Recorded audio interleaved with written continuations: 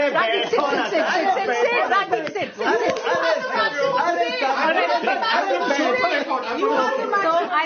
यहाँ पे क्या हो रहा है?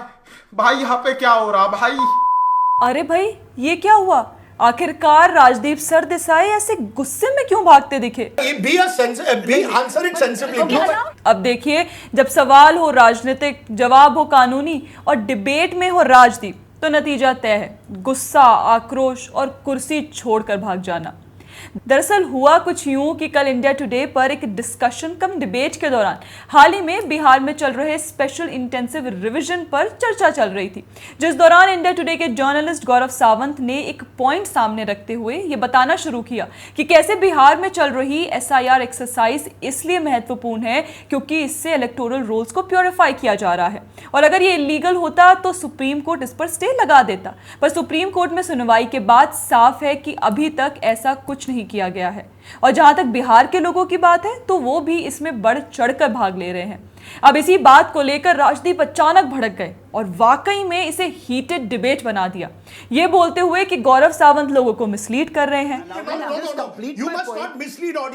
और फिर जो सरकार जून 2024 से लेकर जनवरी 2025 तक कर रही थी वो क्या इम्प्योर है? मतलब ना जाने ऐसा क्यों है कि राजदीप को सरकार के हर फैसले, हर नियम, हर योजना से दिक्कत हो जाती है। और जैसा मैंने आपको पहले भी एक वीडियो में बताया था कि ये इकोसिस्टम का टूलकिट गैंग ना जाने क्यों बिहार चुनाव को लेकर मतदाताओं में ही सरकार के खिलाफ भ्रम पैदा करने की कोशिश कर रहा है, और जब ऐसा प्रयास हो रहा होता है तो राजदीप उससे दूर कैसे रह सकते हैं? अब ये सवाल नॉर्मल है कि क्या राजदीप को इतना नहीं पता कि ये पूरी प्रक्रिया rule 31 of the registration of the electors rules 1960 के तहत हो रही है, जो कानून के अनुसार है, और बल्कि चुनाव आयोग ने बिहार सरकार की सिफारिश पर ही 27 जून 2025 को एसआईआर को मंजूरी दी।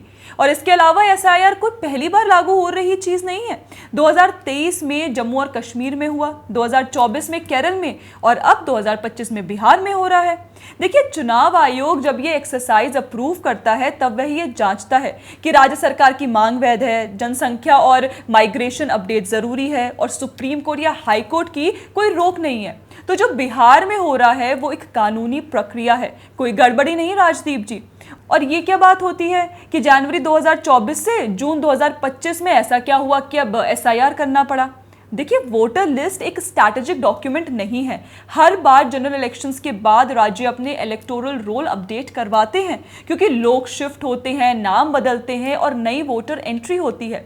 और इसको लेकर जब कोर्ट को कोई दिक्कत नहीं तो Rajdeep Sardesai is not supreme court of India. दरअसल यहाँ ऐसा मालूम पड़ता है कि ये टूलकिट के इकोसिस्टम को बिहार के मतदाताओं की चिंता नहीं, बल्कि ये डर है कि अगर वोटर लिस्ट अपडेट हो गई तो सत्ता समीकरण बदल सकता है। लेकिन इस डर को तथ्यों के सामने टिकना नहीं देना चाहिए, क्योंकि जैसा मैंने पहले भी कहा कि ये पारदर्शी प्रक्रिया है और हर राज्य को यह अधिकार है कि वो अपने जनसंख्या के अनुसार वोटर डाटा अपडेट कर सकती है। अब यही बात जब राजदीप जी के फेलो पत्रकार गौरव सावंत उन्हें समझाने का प्रयास कर रहे हैं तो वे गुस्से में डिबेट से ही उठकर चले गए। क्यों? क्योंकि तर्क और तथ्य जब एजेंडे से टकराता है तो राजदीप जैसे विद्वान अक्सर लोग दुम दबाकर भाग जाते हैं। और यहाँ एक और बात जो नोट करने वाली थी वो ये कि ये भागने वाली वीडियो ना जाने इंडिया टुडे के टाइमलाइन से गायब क्यों हो गई। ये कौन सा इमरजेंसी पीरियड है भाई? ये राजदीप जी को भागने के बाद ये रियलाइज हो गया कि वे एक्चुअली में काफ़ी गलत जा रहे थे अपनी बिहार चुनाव की थ्योरी में, तो उन्होंने अपना भागने का पाठ ही कटवा दिया।